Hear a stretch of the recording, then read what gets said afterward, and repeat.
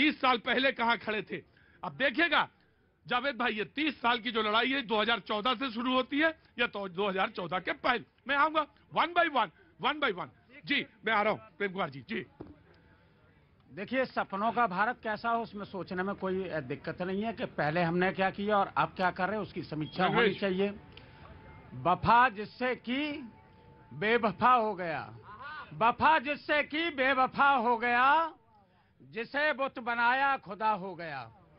तो अब जिनको हमने बहुत बड़ा जिनको बना दिया, उनकी जिम्मेदारी है कि देश को आगे कैसे लेकर के जाएं। मुद्दे हिंदू मुस्लिम ना हो, मुद्दे ऐसे हों कि लड़कियों के साथ जो अपराध हो रहे हैं वो ना हो।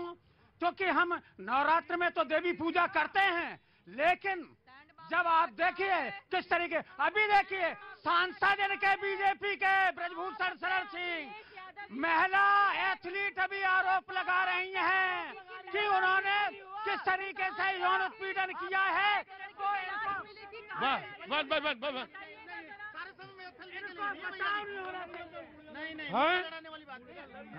मुर्गा लड़ गया सर, मुर्गा लड़ गए। ये हमारे तरफ का ये शख्स है, उत्तर प्रदेश का ही रहने वाला है। ये कहाँ के रहने वाले हो? हैं? बिहार का। बोला मुर्गा लड़ गए। ना, मुर्गा नहीं लड़ना चाहिए। बिल्कुल, मैं आ रहा हूँ वन बाय वन। इधर आओ, मैं वन बाय वन मैं आ रहा हूँ। भैया जी, प्रेम जी आ रहा हूँ जी। ऑफकोर्स नहीं, आपने बोला कत्ल हुआ हमारा कुछ इस तरह किस्तों में, कभी खंजर बदल गए, कभी कातिल बदल गए। बड़े कमजोर आदमी हैं आप। बिल्कुल भैया जी, बिल्कुल कमजोर आदमी है भैया जी, हम बहुत कमजोर आदमी हैं। बात हुई थी भैया अच्छे दिन की। मैं पूछना चाहता हूँ, ये जितनी जनता खड़ी है हमारी जनता जनार्दन होती है और इन्हीं की वोट से पीएम और राष्ट्रपति और सब बनते हैं। 3 करोड़ लोग, वो कहते हैं 3 करोड़ लोगों के पास पानी, 3 करोड़ लोगों के पास पानी था। मैंने 11 करोड़ लोगों के पास पानी का मुद्दा था। 75 साल में पानी नहीं तय कर पा रहे थे, एक शुद्ध गिलास पानी मिले, ये मुद्दा था इस मुल्क के सामने। इसलिए तो चुना था। तो अब नाराजगी क्यों है? मगर अब जो उन्होंने वादे किए थे भैया जी, जो मैनिफेस्टो होता है सरकार का, जिस बिहार पे लोग वोट करते हैं, अच्छे दिन की बात कही थी, नोटबंदी की बात, ये जो ब्लैक मनी की बात हुई थी, 2 करोड़ सालाना नौकरी की बात हुई थी। देखो मैं आपके बीच में नहीं बोल रहा ना, पीएफआई पे बैन हो गया, हम तो सब खुश है। अरे हम तो मजे ले रहे हैं। बहुत रोज बार मुसलमानों को पीएफआई से जोड़ते थे भैया जी, जब से बैन हुआ पीएफआई का नाम बेड़ा गर्क हो गया, पीएफआई का बेड़ा गर्क हो गया। अरे आपका काम कैसा चल रहा है? बढ़िया। वो गांव में वो जो आपने क्रशर लगा रखा है, और वो मस्टर्ड ऑयल, कड़वा तेल निकाल रही है, और गांव खेती किसानी का सब जो काम कर रही है, बढ़िया चल रहा है? बढ़िया चल रहा है। कैसा धंधा चल रहा है? बहुत बढ़िया सर। इस टाइम मैं तो ये कहना चाहूंगी कि लोग चॉकलेट को खाना चाहते हैं, एक बार गुड़ खाएं, बच्चों को गुड़ खिलाएं। चॉकलेट का तो प्रमोट करते हैं कि चॉकलेट खाएं, बच्चों को गुड़ तो खिलाएं। हाँ, गुड़ खिलाएं। मैं गुड़ की बात जरूर करूंगा। कहना चाहूंगी मैं कि एक मुद्दे की बात रख रहे हैं, तो मैं ये कहना चाहूंगी कि ये मत सोचिए कि मोदी रिटायर हो गया कि योगी खड़े हैं। उनके बाद योगी खड़े हैं। कोई दिल्ली में काट के रख देते हैं फ्रिज के अंदर, कोई पूरे यूपी में काट के रख दें, कोई यूपी में फ्रिज के काट के रख दें, फ्रिज के अंदर काट के रख दी थी अभी लड़की, और उसको दूसरा एक्सीडेंट हुआ कि एक्सीडेंट हुआ, खचेड़ के ले जाए, कोई यूपी में करके दिखा दे। रोज की लाश मैं बता रहा हूँ।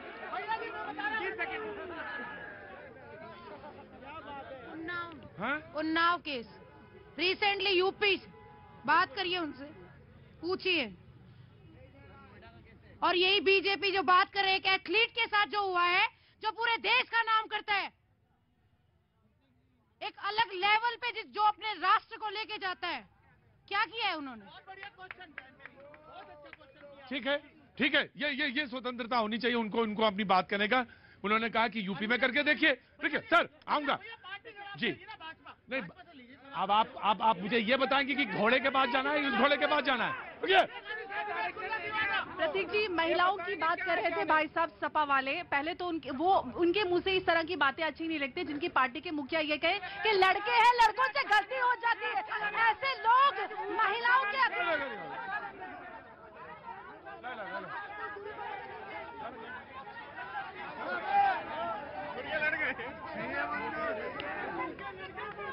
रुके गुबे जी,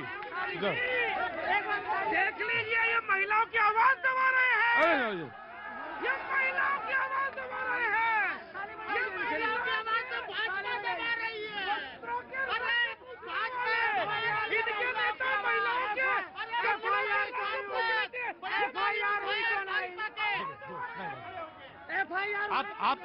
आप रामचरितमानस वाले आदमी हैं।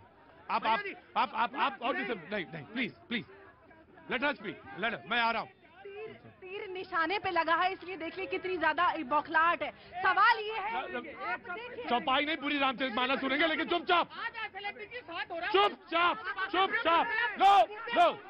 प्रतीक जी, मैं आधे घंटे से ज्यादा से वेट कर रही हूँ, मैंने किसी के बीच में नहीं बोला। क्या करते हो अंग्रेज? शाही लोगों के साथ बहस नहीं करते, सीधी सी बात है। मैं यहाँ पर, आपने मुझसे सवाल किया, आप अब जो ज्यादा हल्ला मचाएगा वो जाहिल है। एक बार ताली हो जाए हैं? प्लीज। थप्पड़ मारूंगी, तेरे बदतमीजी करता मेरे साथ बार बार। मैं इनके साथ बहस नहीं बैठती, बदतमीजी करते पर्सनल होते। तमीज में रहो, वरना यही पे मुँह लाल करूंगी मैं।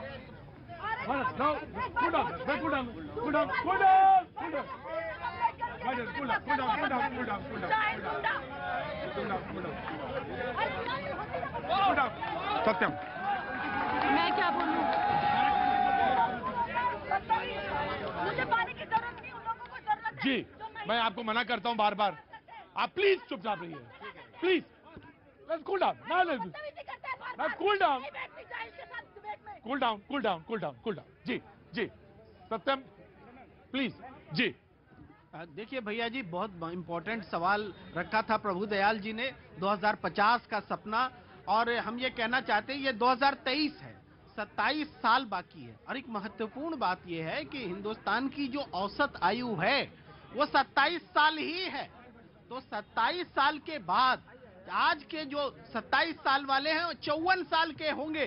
तो आज की स्थिति में, आज जो हमारा देश जहां खड़ा है, हम अपने बुजुर्गों का पालन नहीं कर पा रहे, उनको पेंशन नहीं दे पा रहे, हम उस वक्त तक देने लायक हो, पॉजिटिव हो, पॉजिटिव।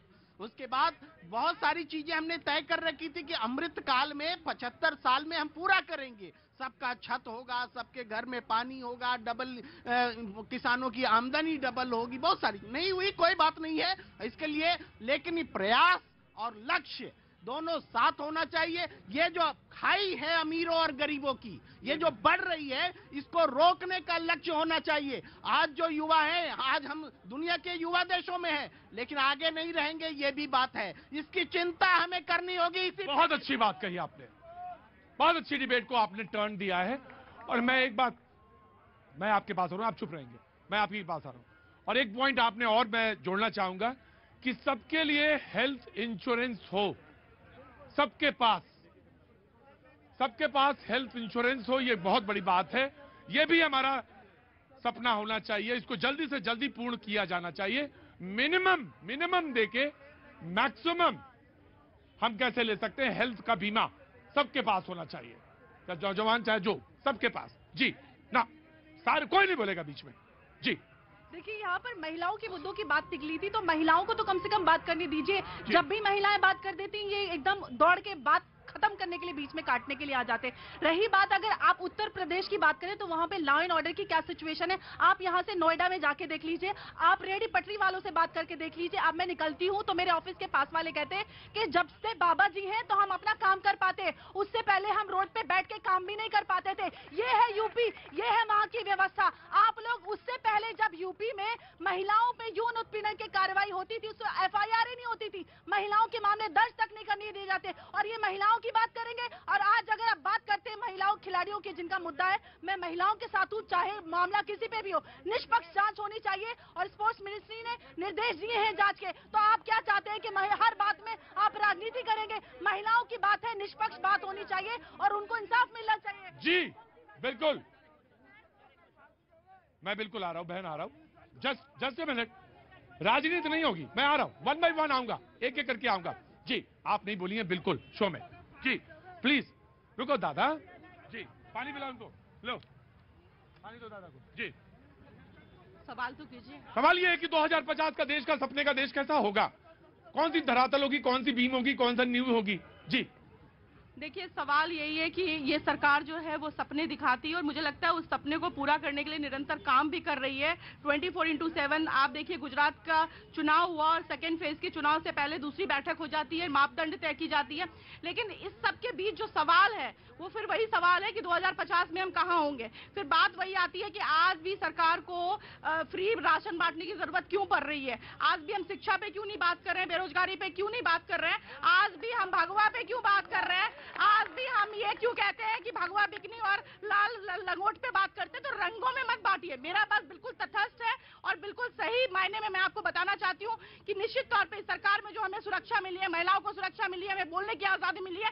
वो सब ठीक है। लेकिन एक चीज और है, उदाहरण ये है कि आज भी जब हम एयरपोर्ट के अंदर जाते हैं और हमें 90 रुपए की पर्ची पहले कटवानी पड़ती है, आपके उबर और कैब के लिए अलग से वो ऐड होता है, तो हमें कहीं ना कहीं लगता है कि इस पे भी बात होनी चाहिए। जिस तरह से सब चीजों की ये बिल्कुल तटस्थ बात मैं कर रही हूँ, बिल्कुल बिल्कुल तटस्थ बात है। बिल्कुल सुप्रिया जी से ये सहमत होते हुए कहता हूं कि आज जो घटना दिल्ली में घटी है, स्वाति मालीवाल जी महिलाओं के समझिए कि महिला अधिकारों के लिए लड़ने वाली दिल्ली महिला आयोग की प्रमुख, राइट, आपने वेरी वेल पॉइंटेड आउट। जी जी, धन्यवाद प्रतीक जी। जल्दी, very देखिए quick। अभी स्वाति मालीवाल जी का इन्होंने नाम लिया, मैं नरेला का विधायक शरद चौहान जी के ऊपर आरोप लगाए थे आम आदमी पार्टी की जो कार्यकर्ता थी सोनी मिश्रा ने, उस पर स्वाति मालीवाल जी ने कार्य नहीं किया, लेकिन प्रधानमंत्री जी ये कहते हैं ठीक है, you have pointed out, very well pointed out, very well pointed out.